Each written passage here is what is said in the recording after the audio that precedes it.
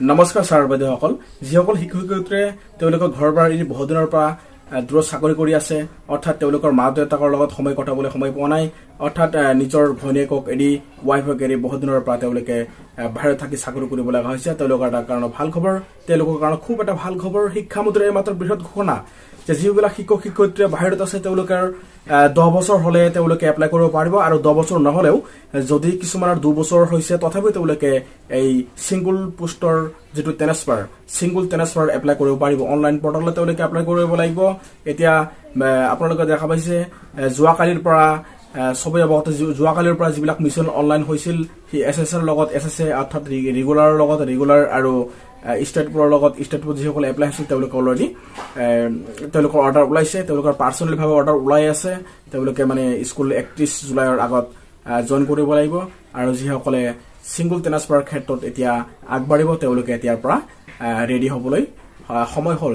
তেওঁলোকে মানে অতি সোনকালে তেওঁলোকৰ পেৰেণ্টছৰ যদি কিবা বেমাৰ থাকে এইটো দেখাই তেওঁলোকে ট্ৰেন্সফাৰ হ'ব পাৰিব।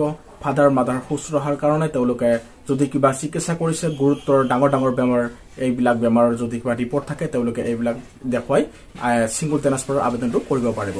আৰু যিসকলৰ হাজবেণ্ড আৰু ৱাইফ দুইজন বাহিৰত আছে, এজন ঘৰত আৰু আনজনে বিদেশত চাকৰি কৰিব লগা হৈছে, বা নিজৰ ঘৰৰ পৰা বহুত দূৰত বা বেলেগ ডিষ্ট্ৰিক্টত চাকৰি কৰিব লগা হৈছে, তেওঁলোকে এতিয়া ধুনীয়াকৈ আবেদন কৰিব পাৰিব। শিক্ষামন্ত্ৰীয়ে আজি এই কথা গুৰুত্বপূৰ্ণ এটা ঘোষণা কৰে।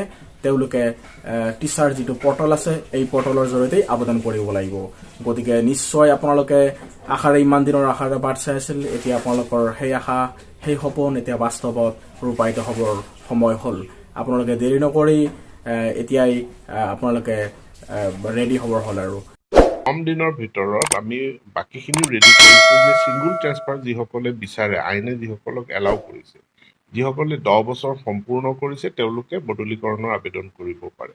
যিসকল দিব্যাংগ ব্যক্তি তেওঁলোকে যদি কোনো এঠাইত 2 বছৰো কাম কৰিছে তেওঁলোকে আবেদন কৰিব পাৰে। কাৰোবাৰ জটিল ৰোগত আক্ৰান্ত হৈছে তেওঁ কৰিব পাৰে। কোনোবাই মহিলাসকল বিশেষ অসুবিধাৰ মুখামুখি হৈছে তেওঁ কৰিব পাৰে। আনকি পিতৃ মাতৃক চোৱা চিতাৰ কাৰণেও ছিংগল ট্ৰেন্সফাৰ আবেদন কৰিব পাৰে। 2 বছৰ নহলেও তেওঁলোকে যিসকল স্বামী স্ত্ৰী একেলগে নাথাকে তেওঁলোকেও আবেদন কৰিব পাৰে। Thank you. ভিডিঅ'টো ভাল লাগিলে লাইক আৰু ছাবস্ক্ৰাইব কৰিব, আৰু এনেকুৱা নতুন আপডেট পাবলৈ এই চেনেলটো এতিয়া ছাবস্ক্ৰাইব কৰিব বুলি আশা কৰিছোঁ। ধন্যবাদ।